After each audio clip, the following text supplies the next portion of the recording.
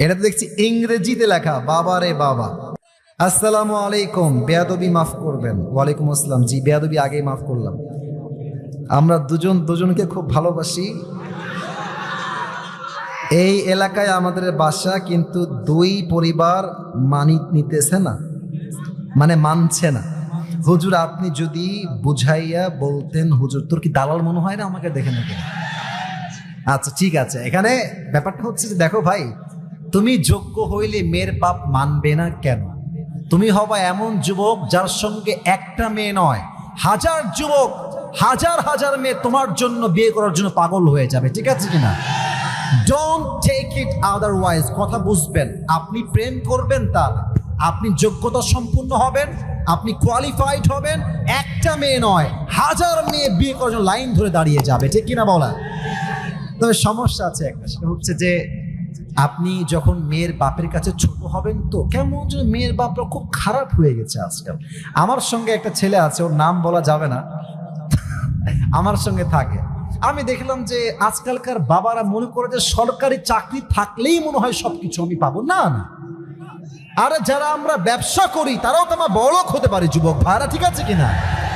মেয়ের বাপ ভাবে যে ছেলের অবশ্যই একটা সরকারি চাকরি থাকতে হবে, এবং ছেলেকে কমপক্ষে 1 লাখ টাকা ইনকাম করতে হবে, এবং ছেলেকে অবশ্যই আমার মেয়েকে ডুপ্লেক্স বাসায় রাখতে হবে, নামি দামি গাড়িতে উঠাইতে হবে, ঘোড়ার আন্ডা। আপনার মেয়ে কত বড় লোক, হ্যাঁ? আর চাচাকে কি বলবো, চাচা 50 বছরে যা কামাই করছে, 50 বছরে যা অর্জন করেছে, চাচা ওই অর্জনটা 24 বছরের যুবকের সাথে আশা করে। যুবক ভাই বলবেন, চাচা আপনার যে বুড়া বয়স, আপনার পা তো অলরেডি কবরে ঢুকে গেছে।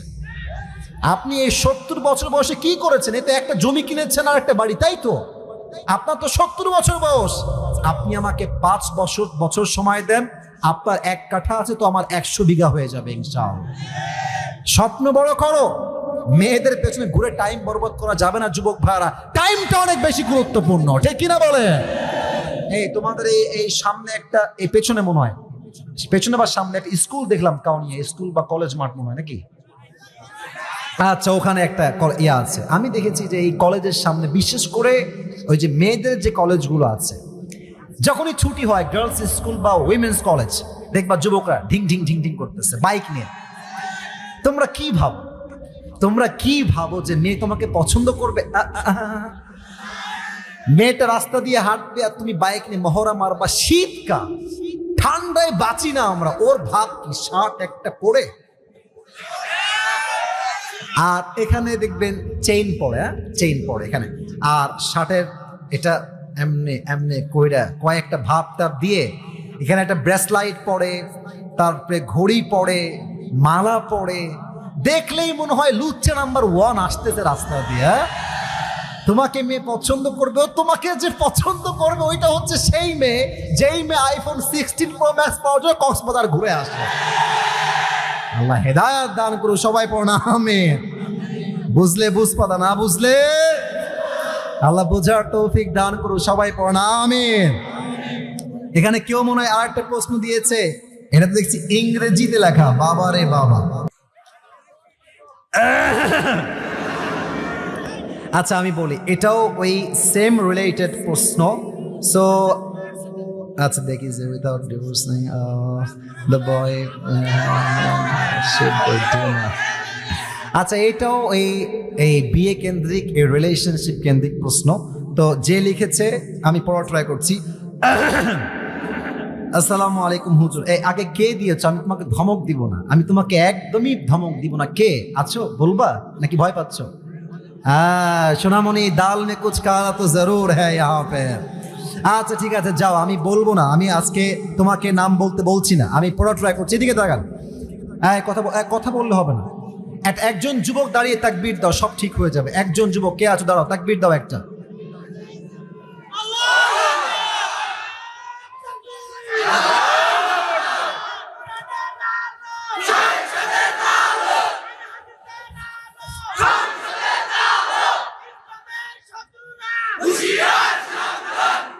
আচ্ছা ঠিক আছে, আমরা পড়ি কি প্রশ্ন দিয়েছে, পড়া ট্রাই করি।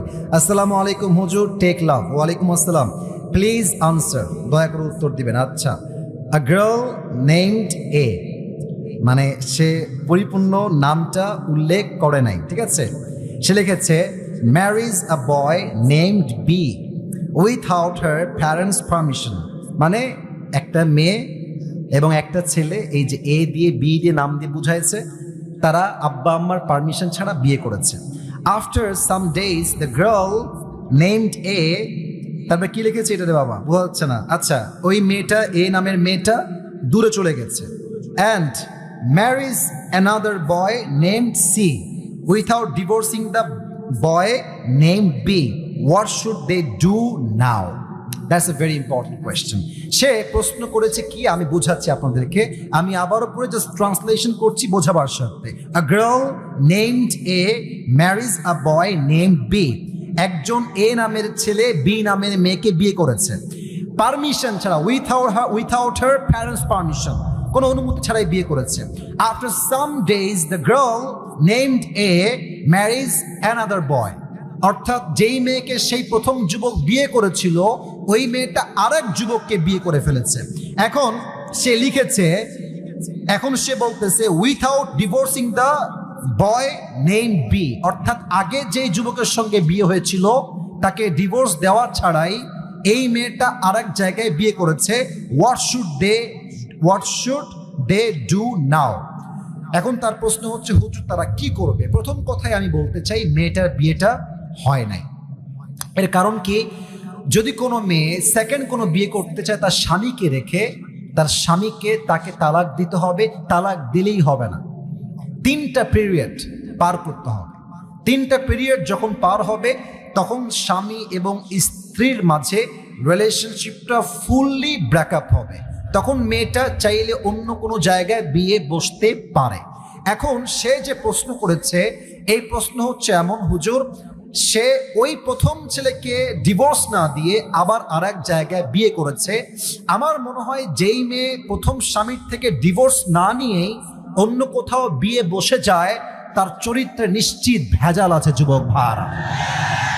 আর আমি একটা কথা মনে প্রাণে বিশ্বাস করি, বিশ্বাস বড় একটা দামি জিনিস, সস্তা মানুষ বিশ্বাসের মান ধরে রাখতে পারে না। যেই মেয়েটা তোমাকে ডিভোর্স না দিয়েই বিয়ে করেছে, মনে রাখবা ওইটা স্বামীর সঙ্গে থাকলেও জেনা হবে, শুইলেও জেনা হবে, ডানে বামে যাবে, একসঙ্গে থাকবে, দ্বিতীয় স্বামীর সঙ্গে প্রত্যেকটা কাজ জেনার সামিল হবে, কারণ তার প্রথম বিয়ের থেকে সে এখনো মুক্তি পেতে পারে নাই। কথা ঠিক আছে কিনা বলেন?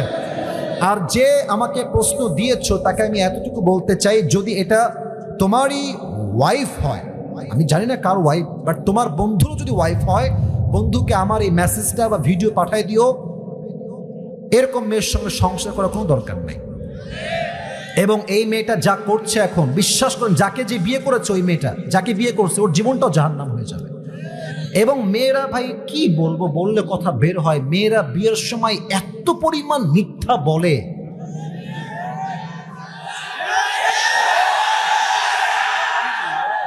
চার ঘাটে পানি খেয়ে আসছে বলে আমি তো জীবনে কারোর দিকে চোখ তুলেও তাকাইনি, আমাকে কেউ দেখে। এই মিথ্যা কথা বলে যুবকটাকে বিয়ে করে, আর যুবক পরে গিয়ে জানতে পারে যে এইটা সবচেয়ে নষ্টা ক্যাটাগরির মেয়ে। যুবক ভাই, আমার প্রিয় বোনেরা, আপনার বিয়ের পূর্বে সত্য বলবেন, যা বলবেন বাস্তব বলবেন। আপনি আজকে আটা মেখে বিয়ে করবেন, আপনাকে তো বাস্তবে মুখ ধোয়া লাগবে যুবক ভাইরা, কথা ঠিক আছে না? তো আমরা বলি আগের বেজার ভালো, পরের বেজার ভালো না, যা আছে বলে দেন, বাস্তবতাকে হাইলাইট করেন। যে ভালোবাসবে সে সবকিছু মেনে আপনাকে ভালোবাসতে চাইবে, ঠিক কিনা? আল্লাহ যেই মেয়েটা এত বড় বেঈমানি বাটপারি করেছে, আল্লাহকে হেদায়েত দান করুক। পরের সবাই আমিন। আর আমার মনে হয় যে এর পেছনে বাপ মায়ের হাত আছে, মেয়ের বাপ মায়ের হাত। মেয়ের বাপ মা বলে, এই তুই চলে আয়, তোর যা লাগবে আমরা তোকে দেব। বাট মাথায় রাখবেন, মেয়ের একবার ডিভোর্স হয়ে গেলে মেয়ের গায়ে কলঙ্কের দাগ লেগে যায় যুবক ভাইরা, নেক্সট টাইম সহজে বিয়ে হতে চায় না। তো যেই মেয়েটাই কাজ করেছে ওকেও আল্লাহ হেদায়েত দান করুক, আর যেই যুবককে ওই যে প্রথম পুরুষ যাকে সে বিয়ে করেছিল, আল্লাহ তাকেও সহি সমাজ দান করুক, সবর দান করুক। আমরা সকলেই পড়ছি আমিন।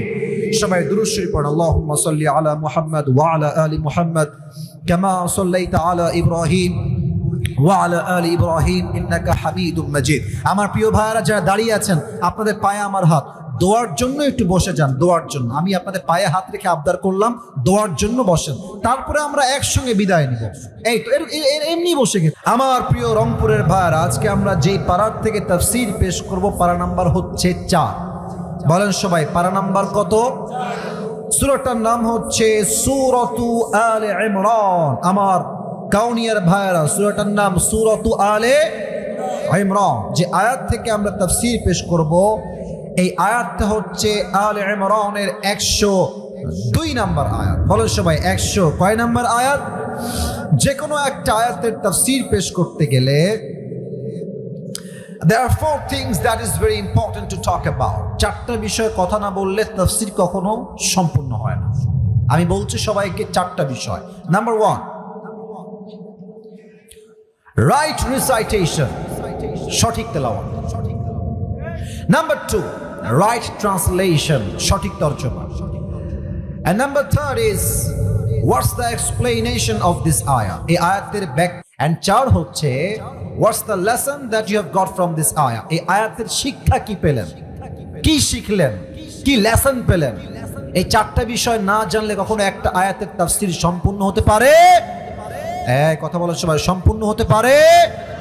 আমি প্রথমেই আয়াতের তেলাওয়াত করতে চাই। আল্লাহ তাআলা বলছেন, আউযু বিল্লাহি মিনাশ শাইতানির রাজীম, বিসমিল্লাহির রহমানির রহিম, ইয়া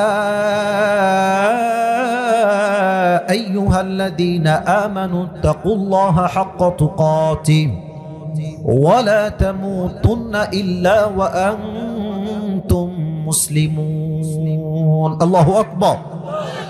This is the right recitation. সঠিক তেলাওয়াতের 1 নাম্বার চ্যাপ্টার is over, এটা শেষ। 2 নাম্বার হচ্ছে ট্রান্সলেশন, সঠিক তরজমা। আমি তরজমা করছি।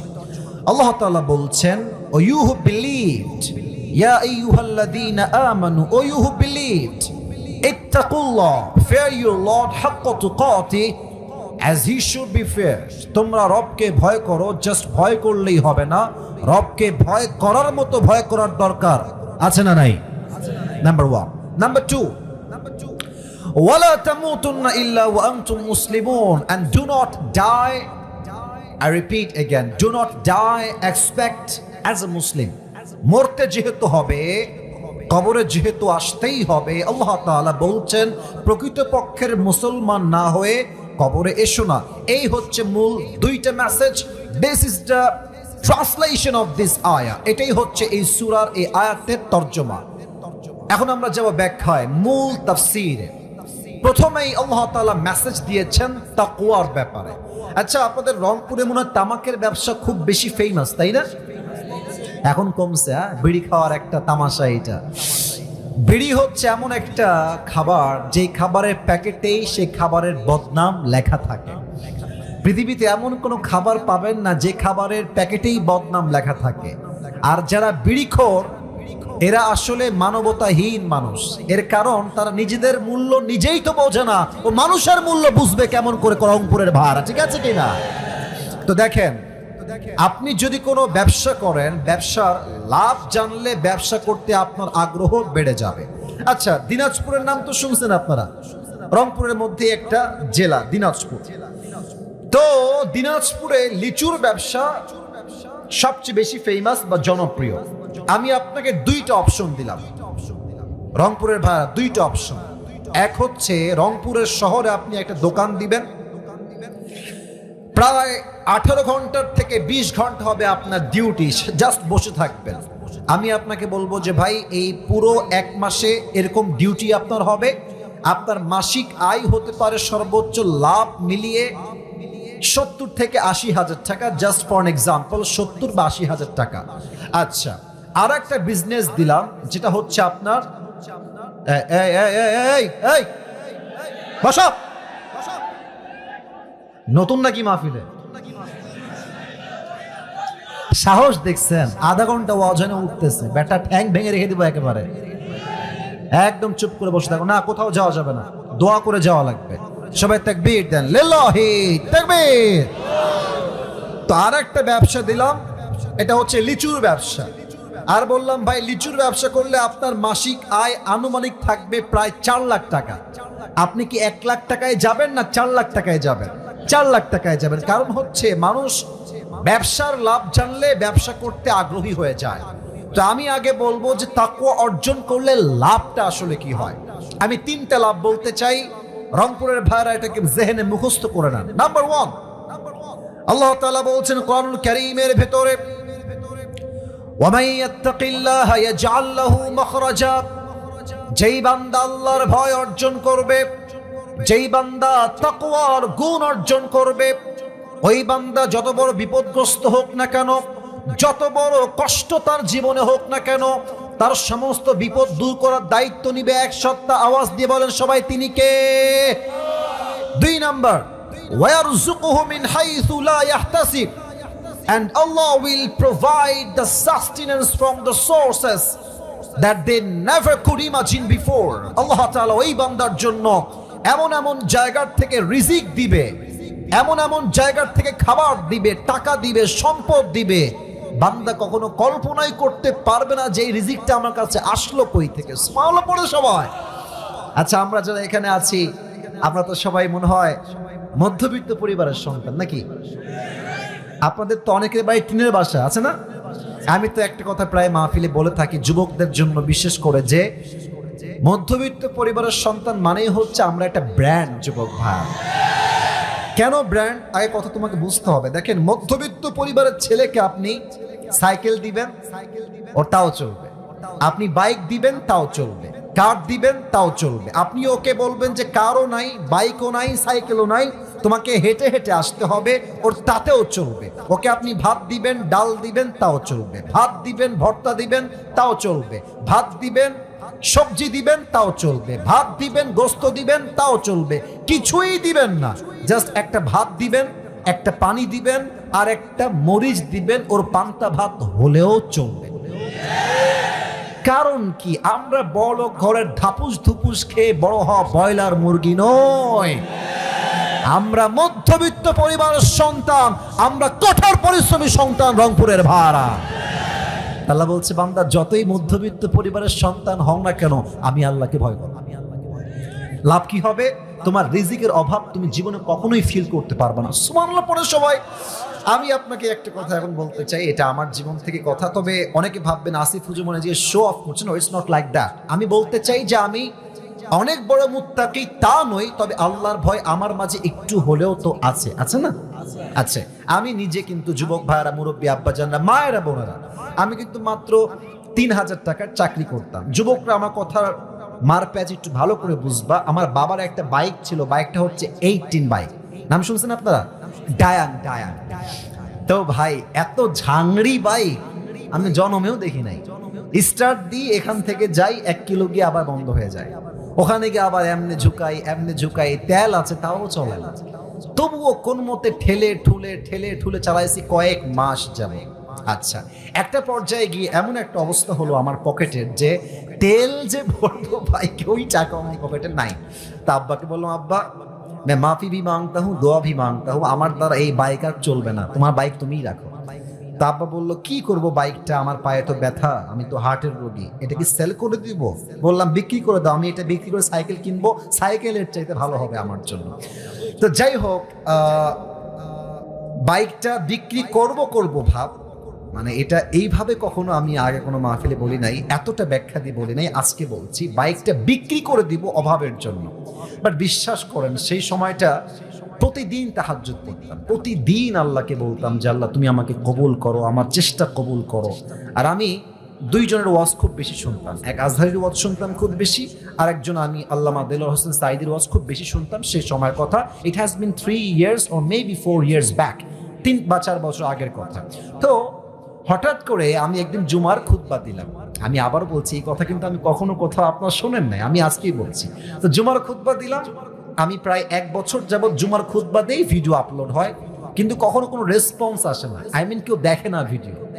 এই 10টা-20টা লাইক পড়ে, 2-1জন কমেন্ট করে, মাশাআল্লাহ, আমি তাতেই খুশি, আলহামদুলিল্লাহ। 2-1জন দেখলে আমার জন্য এনাফ, বা আমার খুশি কারণ হয়ে যাবে। তো আমার মনে আছে হঠাৎ করে একটা ভিডিও আপলোড হলো আমাকে নিয়ে, মাশাআল্লাহ ভিডিওর টপিক খুব ভালো ছিল, লাখ লাখ রিচ হয়ে গেল। একদিনেই মনে করেন যে 10-20 লাখ মানুষ দেখে ফেললো সেই ওয়াজটা। পরে মিডিয়ার থেকে আমাকে কল দেওয়া হলো যে আপনি জুমা পড়ান কোথায়, আমরা আপনার ভিডিও রেকর্ড করব। তো অনেক বড় একটা মিডিয়া আমাকে বললো যে আপনার ভিডিও একটা আপলোড দিব, আপনি ইনশাআল্লাহ অনেক দূর যাবেন, আপনার জন্য অনেক বেশি কাজ আসবে, আপনি কাজ করতে পারবেন আপনার দাওয়াতি ফিল্ডে। তো একটা মাহফিল করলাম, মাহফিলটা ছিল পাবনায়। মাহফিল ছিল কোথায়? পাবনায়। তো পাবনায় গেলাম, আমি হলাম 3 নাম্বার বক্তা, দ্বিতীয় বক্তা না, 3 নাম্বার। তো আমাকে যখন ওয়াজে দেওয়া হলো, দ্বিতীয় বক্তা খুবই রাগ, আমার টাইমটা তাকে কেন দেওয়া হচ্ছে, ওকে তো দিয়ে কাজ হবে না, ওকে নামা, একে দিয়ে কাজ হবে না, এটা 3 বছর আগের কথা, বেশি না 3 বা 4 বছর আগের কথা।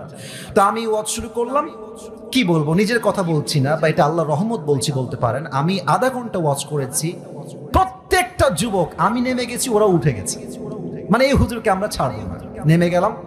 সেটা আপলোড হলো ইউটিউবে। হঠাৎ করে একদিন আমার বাসা ছিল রাজশাহীতে, রাজশাহীর আমাদের মেইন শহরে বাসা, আমার আব্বা জুমার খতিব এবং আমার আব্বা একটা মাদ্রাসার প্রিন্সিপাল। তো আমি বাইপাস দিয়ে যাচ্ছি বাইক নিয়ে, ভাই আমার কাছে কিছুই নাই, বিশ্বাস করে না আছে টাকা, আর আমার 2টা সাদা পাঞ্জাবি ছিল, আর আমি যেই জুমার খুতবা দিতাম, জুব্বা যে পরবো, জুব্বাও ছিল না ভালো। আমার বন্ধু থেকে জুব্বা ধার নিয়ে আসতাম যে বন্ধু দে, জুব্বাটা পরে মাহফিল করব বা একটু দোয়া করব, এই ওয়াজ হবে, আবার তোকে জুব্বা দিয়ে যাব। তো আমি এই অবস্থায় মাহফিলের জন্য বা রাস্তা দিয়ে হাঁটতেছি। তো হঠাৎ করে আমার কাছে একটা কল আসলো, বললো আপনি কি আবরারুল হক আসিফ বলছেন? এটা অনেক আগের কথা, আমার ক্যারিয়ার কিন্তু শুরু হয় না। বললাম জি ভাইয়া, আমি আবরারুল হক আসিফ বলছি, আপনি কে? তো বললো যে আমি অমুক জেলার থেকে বলছি, আপনার একটা মাহফিলের ডেট লাগবে। শুনে কলিজায় এত শান্তি লাগলো যে আলহামদুলিল্লাহ, আল্লাহ হয়তো আমার রাস্তা খুলতেছে, এই তো রাস্তা আমার খুলে যাচ্ছে। তা আমি একটু ভাব নিলাম, আমার কিন্তু ডেট মেট কিছুই নাই। বললাম ও আচ্ছা, ডেট নিবেন কবে, আমাকে তো দেখতে হবে ভাই। তো বলছে যে ভাই ডেটটা আমরা 2 মাস পরে নিব, যদি আপনি ডেট দেন তাহলে আমরা। ও তো ভাবছে মাশাআল্লাহ মিলিয়ন মিলিয়ন ভিউ, এ তো অনেক বড় বক্তা হবে রে ভাই। তো আমি একটু ভাবতে, আমি বললাম ঠিক আছে, আমি ডায়েরি দেখে আপনাকে বলছি। আমার ডায়েরিতে কোনো ডেটই নাই। তো যাই হোক, পরে সে বললো যে ভাই ডেট কি আছে, ডেট কি হবে? আমি নিজেই, আমার তো ডেট লাগবে রে ভাই। আমি কল দিয়ে বললাম ভাই হ্যাঁ অমুক তারিখের ডেট হতে পারে, আপনি কি ডেটটা নিবেন? তো বলছে অবশ্যই নিব। তো বলছে যে ভাই আপনার হাদিয়া কত? আমি তো জীবনে হাদিয়াই নিই না, হাদিয়া কত বলবো? এখন বলছি যে ভাইয়া হাদিয়া আসলে বলা যাবে না, আপনি বলেন যে আপনি আমাকে কত দিবেন। তো আমার বেতন কিন্তু ভাই মাত্র 3,000 টাকা, এবং 3,000 টাকা এত কম আমার জন্য, বাইকের তেল ভরতে আমার 3,000 টাকা শেষ হয়ে যায়, খাবো কি আর পরবো কি? তো আমার ভাই বলছে যে আপনি একটু বললে আমার জন্য খুব ভালো হয়। আমি বললাম যে আপনাদের গত বছরে কে আসছিল? বলছে অমুক একজন বক্তা আসলো। কয় টাকা দিয়েছেন? বলছে 20,000 টাকা দিয়েছি। 20, মনে বলছি 20,000 টাকা, আর ওকে বলছি ভাই এটা কোনো টাকা হইল? আচ্ছা যাই হোক, অনেক কথাবার্তা বলে সে বললো ঠিক আছে, আপনাকে আমরা 25,000 টাকা দিব, গাড়ি ভাড়া সবকিছু মিলিয়ে, খাওয়া দাওয়া মিলিয়ে, থাকা সহ 25,000 টাকা আমি আপনাকে দিব। তো বললাম দিব বললেই তো হবে না ভাইজান, আপনাকে তাকে অ্যাডভান্স করতে হবে, না আমি প্রোগ্রামটা কনফার্ম মনে করব কেমন করে? তো বলছে ঠিক আছে ভাই, আপনি আপনার নাম্বারটা আমাকে দেন, আমি আপনাকে 5,000 টাকা অ্যাডভান্স করছি। আমি বললাম ইয়ার ইয়ে তো মেরি রাস্তা খুল গিয়া মাশাআল্লাহ। তো বলছে ঠিক আছে, আমি আপনাকে দিচ্ছি, নাম্বারটা আমাকে পাঠান। তো নাম্বার দিলাম, 3 দিন কোনো খবর নাই। মনটা আবার খারাপ, যে আল্লাহ ডেটটা কি তাহলে পাবোই না। তো 3 দিন পরে আবার আমার ভাই কল দিয়ে বলছে প্রিয় ভাই আপনাকে তো আমি টাকা দিব, বাট আমি টাকা তুলতে পারি নাই এলাকার থেকে, তাই টাকাটা দিতে পারি নাই। তো মাশাআল্লাহ সবাই আমাকে টাকা দিয়ে দিয়েছে, আপনার নাম্বারে আমি এখনই টাকা পাঠাচ্ছি।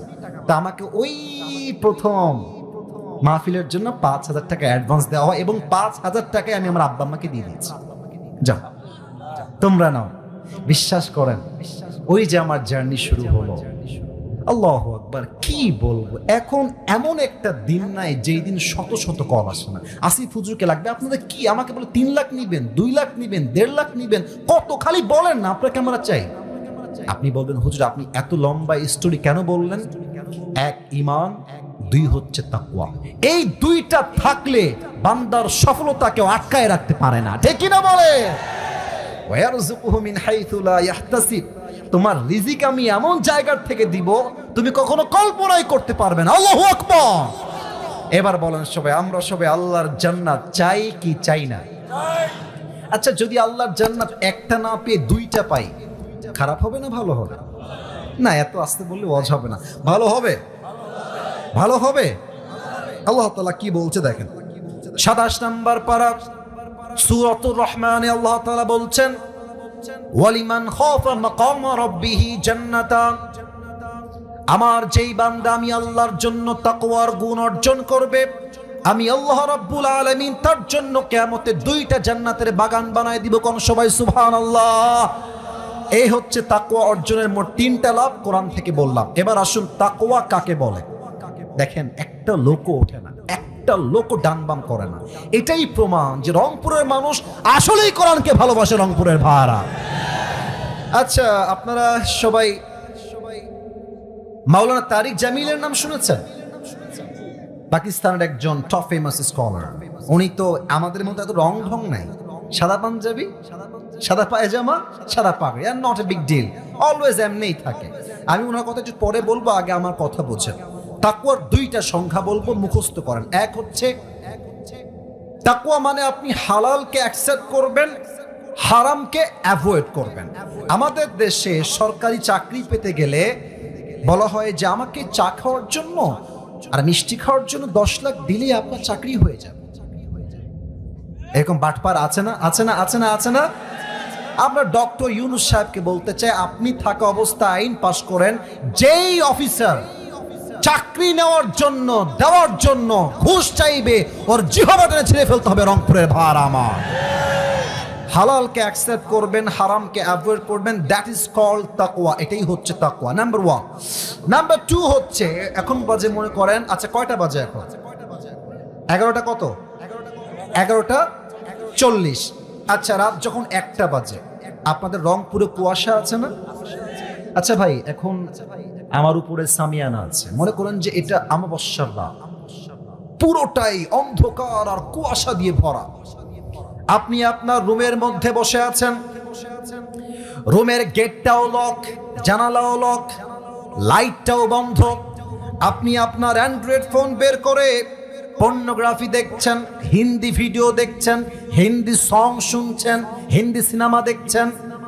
লাইট বন্ধ, দরজা বন্ধ, জানালাও বন্ধ, কুয়াশা, অন্ধকার রাত, অমাবস্যার মতো কালো অন্ধকার, ঘুটঘুটে অন্ধকার। আপনি ভাবছেন আপনাকে কেউ দেখে না, বাট আপনাকে দেখে একজন। আওয়াজ দিয়ে বলেন সবাই, তিনি কে? যাদের হৃদয়ে আছে আল্লাহর ভয়, তারা কভু পথ ভুলে যায় না। আল্লাহর প্রেম ছাড়া এই দুনিয়ায় কারো কাছে কোনো কিছু চায় না। ঠিক কিনা বলে? রাতের আধারে যারা সেজদাতে রয়, দু চোখের অশ্রুতে নদী যেন বয়। ছলনার হাত ছানি যতই আসুক, ছলনার হাত ছানি যতই আসুক, পেছনে ফিরেও সে তাকায় না। যাদের হৃদয়ে আছে আল্লাহর ভয়, তারা কভু পথ ভুলে যায় না। আল্লাহর প্রেম ছাড়া এই দুনিয়ায় কারো কাছে কোনো কিছু চায় না। ঠিক কিনা বলেন? আমি যখন অন্ধকারের ভেতরে জুলুম করছি, অন্যায় করছি, গুনাহ করছি, পর্নোগ্রাফি দেখছি, হারাম প্রেম করছি, আমার দরজা বন্ধ, আমার ঘরের জানালাও বন্ধ, লাইটটাও আমি অফ করে দিয়েছি। এই অন্ধকার রাতে আমাকে কেউ না দেখলেও দেখবে একজন। আওয়াজ দিয়ে বলেন সবাই, তিনি কে? এবার আমি এই তাকওয়ার সংখ্যার একটা লাইভ এক্সাম্পল দিব। লাইভ এক্সাম্পল মানে হচ্ছে দুনিয়ায় এখনই ঘটেছে, জাস্ট কিছুদিন আগের কথা। মাওলানা তারিক জামিলের একটা লেকচার, আমি সেই দিন মোবাইল ফোনটা বের করে, যেহেতু আমি অনেক বিষয় নিয়ে আলোচনা করি, তো মাঝে মাঝে সার্চ করি যে কোন আলেম কোন বিষয়ে কি বলেছেন। ওগুলো শুনে শুনে মাঝে মাঝে কালেক্ট করা ট্রাই করে, যেটা আমার জন্য উপকারী হয়।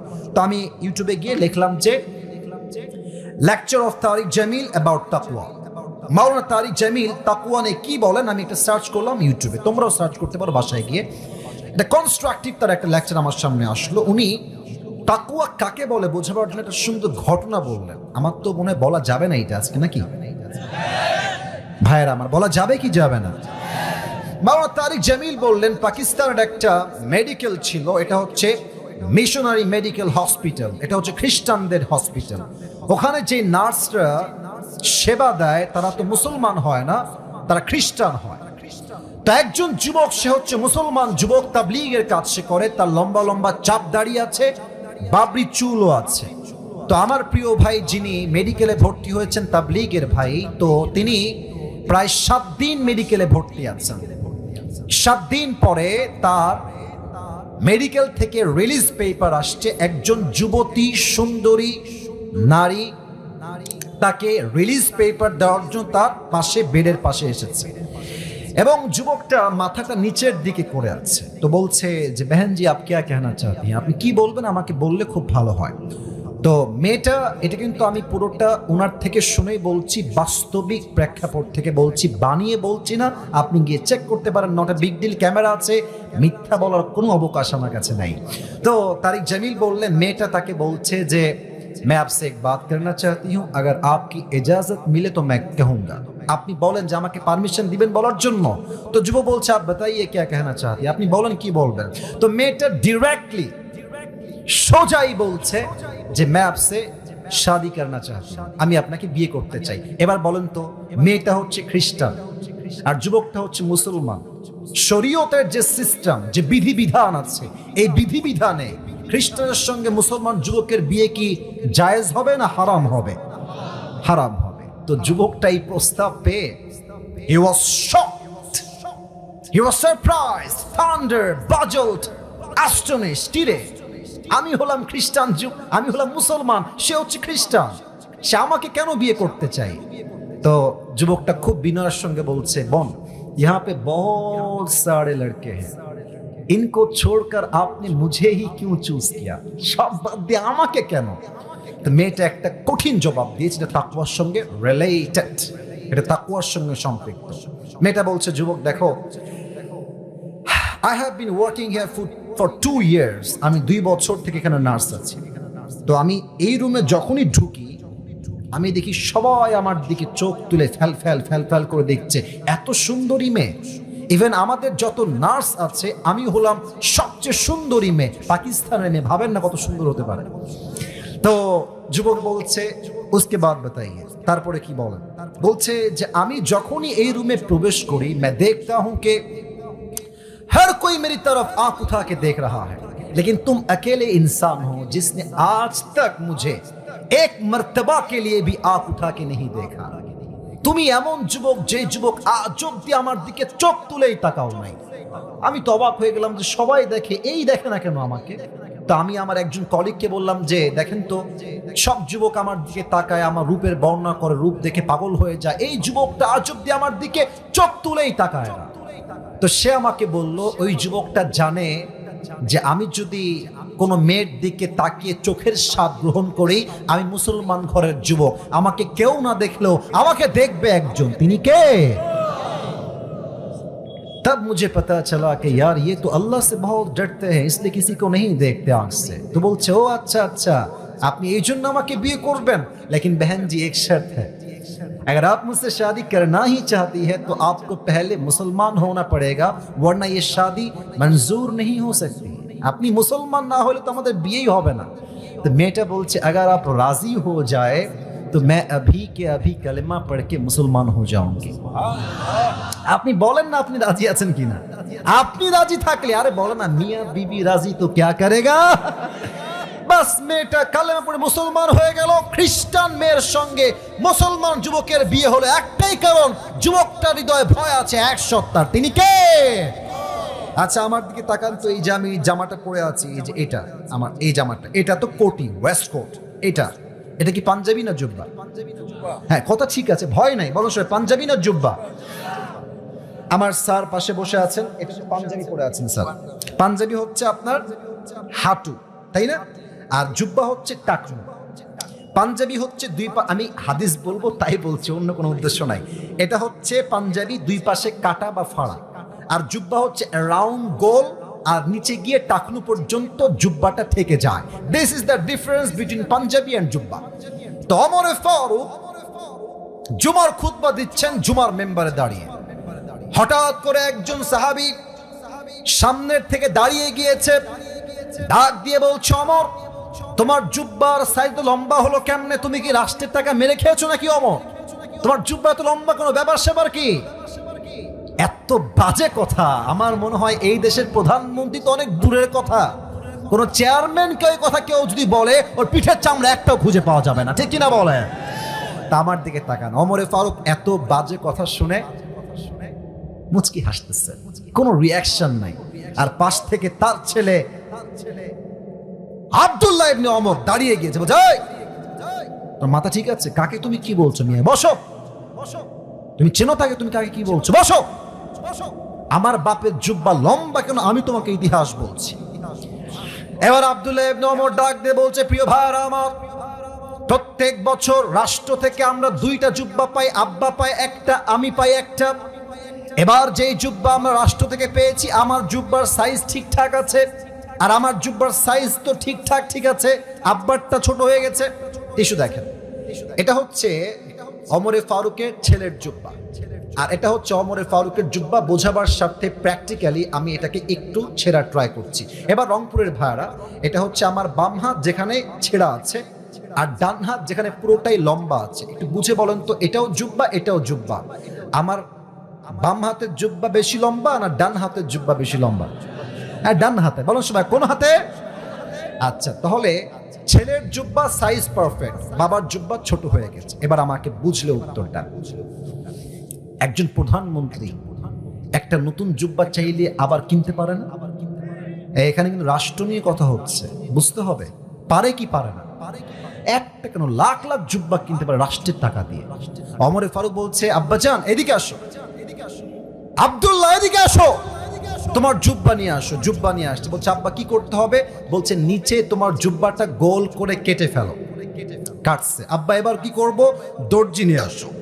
দর্জি এসেছে। মহারাজ কি করতে হবে আমাকে বলেন।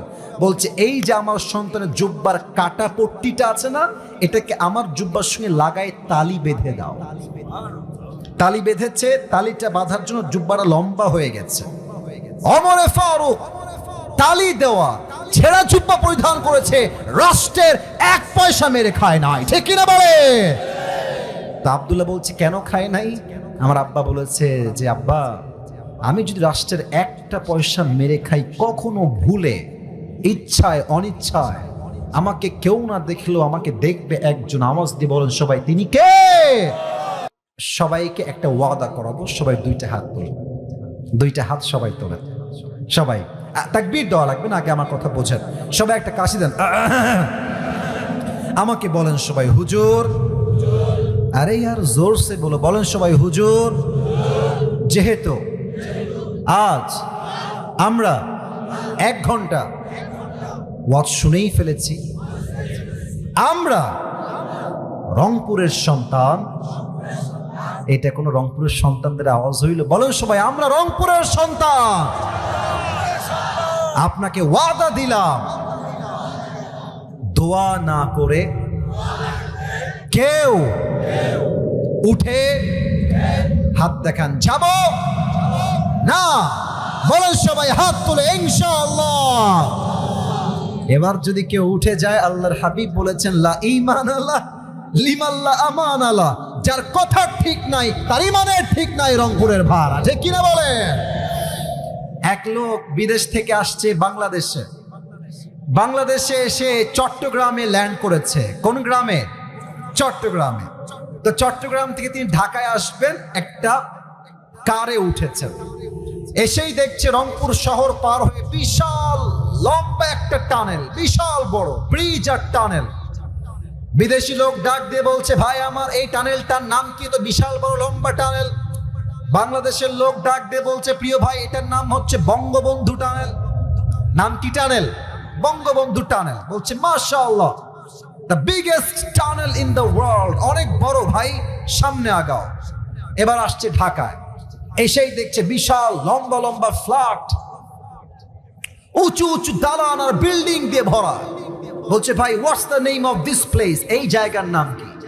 যুবক ডাক দিয়ে বলছে, এই জায়গার নাম হচ্ছে বঙ্গবন্ধু অ্যাভিনিউ। বলছে, ওয়াও, গ্রেট, অ্যামেজিং, অনেক সুন্দর, অনেক বড়, যাও সামনের দিকে আগাও। এবার আসছে এক বিশাল লম্বা খাম্বার সামনে, বিশাল লম্বা খাম্বা, গোল অ্যারাউন্ডে, চতুর্পাশে লাইট আর লাইট, লাইট আর লাইট, পুরো জায়গাটাই অন্ধকার, তবে আলোকিত হয়ে গেছে লাইটের আলোকচ্ছটায়। বলছে what's the name of this place, এই জায়গার নাম কি? তো বলছে এই জায়গার নাম হচ্ছে বঙ্গবন্ধু স্টেডিয়াম। বলছে স্টেডিয়াম, হোয়াটস হ্যাপেনিং হিয়ার, এখানে কি হচ্ছে? বলছে এখানে একটা টুর্নামেন্ট হচ্ছে, football tournament, and the name of the tournament is Bangabandhu gold tournament. বলছে তাই নাকি, ফুটবল খেলা, wow, let's go and watch it and enjoy together, চলো আমরা যাই, দেখি এবং এনজয় করি। ঢুকে গেছে মাঠের ভিতরে। এবার বলেন তো রংপুরের ভাইরা, খেলার মাঝে একটা হার জিত আছে না নাই? এক দল হারলে এক দল জিতে, আর এক দল জিতলে আর এক দল হারে। তো সেই দিন বিদেশি লোকের কপাল খারাপ, সে বলছে আমি নিব বঙ্গবন্ধুর দল, আমি সেই দলই করব। তো সেই দিন আনফরচুনেটলি, দুর্ভাগ্যক্রমে বঙ্গবন্ধুর দল হেরে গেছে। এখন যেই দল হেরে যায়, অডিয়েন্স দর্শক খেপে গিয়ে কেউ মারে জুতা, কেউ মারে ইট, কেউ মারে পাটকেল। এখন কপাল খারাপ বুড়া লোকের, বিদেশ থেকে আসছে কয়েকটা ছেলে মিলে মারছে বঙ্গবন্ধু দলে ইট, একটা ইট ওর মাথায় লাগছে, এক ইটের ঘায়ে চিৎপটাং হয়ে অজ্ঞান হয়ে পড়ে গেছে। কোন মতো সবাই ধরে মেডিকেল মেডিকেল মেডিকেল নিয়ে গেছে, মেডিকেলে 24 ঘন্টা কোনো হুঁশ নাই। 24 ঘন্টা পর বিদেশি লোকটা চোখ খুলেছে, বলছে ওয়্যার আই এম, আমি কোথায়? পাশ থেকে বলছে আপনি আছেন বঙ্গবন্ধু হসপিটালে। বিদেশি লোক বলছে তোমাদের কাছে আল্লাহর রাস্তায় মাফ চাই, আল্লাহর রাস্তায় মাফ করো, তোমরা আমাকে একটু পরে বঙ্গবন্ধু কবরস্থানে নিয়ে যাইও না। তার মানে আমাদের নেত্রী যিনি ছিলেন, উনি তার বাবার নামটা জাতির পিতা হিসেবে মুসলমানদের চাপাই দিয়েছিল রংপুরের ভাড়া, ঠিক কিনা বলে? যেহেতু আল্লাহর ভয় আমাদের মাঝে আছে, অতএব কোনো স্বৈরা শাসককে নয়, একমাত্র আমরা আল্লাহকে ভয় করব। দুনিয়ার কোন জালিমের সামনে মাথা আমাদের নত হবে না, ঠিক কিনা? এই হচ্ছে 1 নম্বর আয়াতের ব্যাখ্যা, 1 নম্বর মেসেজের ব্যাখ্যা। 3 নম্বরটা তো নয়, 2 নম্বরটা বলে আমাকে শেষ করতে হবে। আর হ্যাঁ, আমরা বলি না যে শেষ ভালো যার, সব ভালো তার। আমাকে অল্প সময় দেন, আর 5 মিনিটে আমি দোয়া করব। আল্লাহ তাআলা বলছেন ওয়ালা তামুতুন্না ইল্লা ওয়া আনতুম মুসলিমুন। এইটা তোর প্যান্ট খুলে ফেলবো রে, খবরদার। বাচ্চা তো বউ আছে, কই যাস বাবা? বউ নাই তো, বসে থাকো। বউ থাকলে যাবা, বসো বসো। সবাই তাকবীর দেন, লিল্লাহি তাকবীর। আচ্ছা, এবার আমাকে উত্তর দেন, আমরা সবাই হিন্দু না মুসলমান? এটা আমার লাস্ট পয়েন্ট। আমরা সবাই খ্রিস্টান না মুসলমান? আমরা সবাই বৌদ্ধ না মুসলমান?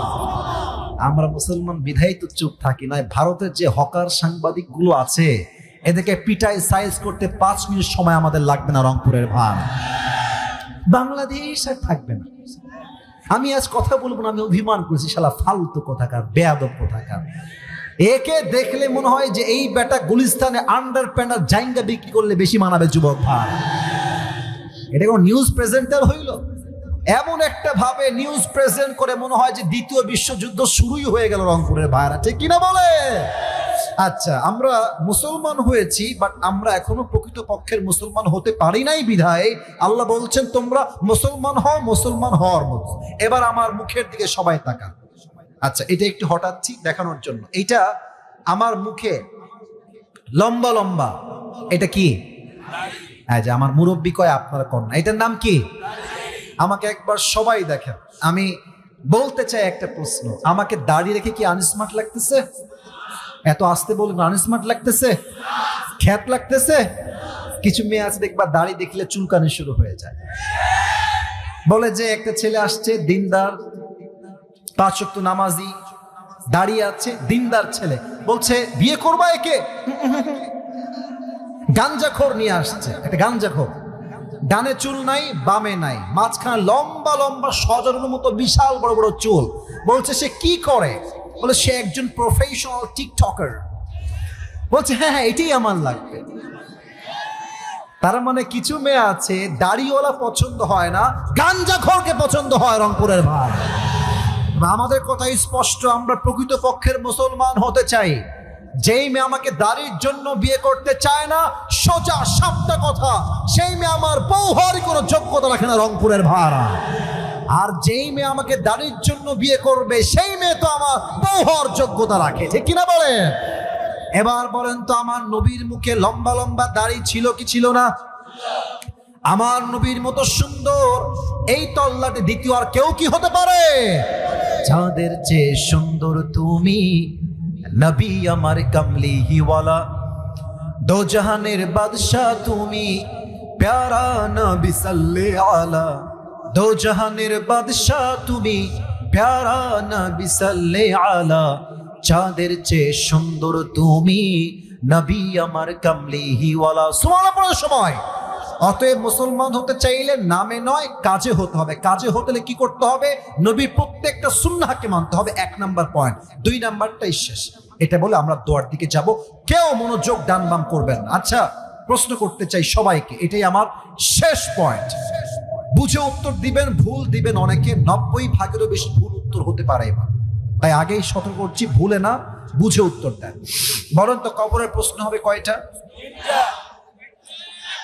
চারটা। বলেন সবাই কয়টা? এটা আমি বলছি আয়াতের সঙ্গে রিলেটেড। আচ্ছা, আমার হাতে একটা কাগজ আছে। আপনাদের রংপুরের সবচেয়ে বড় কলেজের নাম কি? সবচেয়ে বড় কলেজ? আচ্ছা, মনে করেন যে কালকে আমার সেই কলেজে একটা এক্সাম আছে সকালবেলা।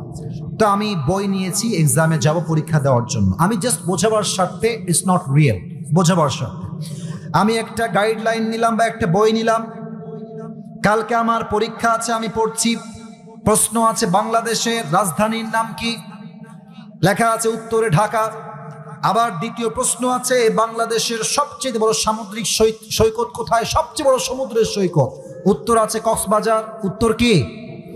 আমি এটা ব্রেন দিয়ে মুখস্থ করলাম, ব্রেন দিয়ে। আগামীকাল রংপুরে কলেজে আমি গেলাম, স্যার আমাকে বললেন, এই নেন আসিফ হুজুর, এটা হচ্ছে আপনার প্রশ্নপত্র, এটা নেন। আমি প্রশ্নপত্র নিলাম, নিয়েই দেখলাম যে ওখানে প্রশ্ন করা আছে। প্রথম প্রশ্ন আসছে ক, বাংলাদেশের রাজধানীর নাম কি? আমি ওই যে ব্রেন দিয়ে পড়েছিলাম ঢাকা। বাংলাদেশের সবচেয়ে বড় সমুদ্র সৈকতের নাম কি? আমি বারবার একটা শব্দ বলছি, বুঝবেন, ব্রেইন ব্রেইন ব্রেইন ব্রেইন। আমি ব্রেইন দিয়ে পড়েছিলাম সমুদ্র সৈকত হচ্ছে কক্সবাজার, বড়, লিখে দিলাম কক্সবাজার। কেউ যদি ভাবেন যে আমি প্রকৃতপক্ষের মুসলমান হব না, জাস্ট মুখস্থ করবো, মার রব্বুক আল্লাহ, মান নবিয়ুক মুহাম্মাদুর রাসূলুল্লাহ সাল্লাল্লাহু আলাইহি ওয়াসাল্লাম, ওয়া মা দীনুক, তোমার ধর্ম কি? ইসলাম। ব্রেন দিয়ে যদি ভাবেন কবরে উত্তর দিবেন, ইউ আর 100% রং। আপনি ভুল ভাবছেন। কবরের প্রশ্ন এখান থেকে না, এখান থেকে। এটা কখন আসবে?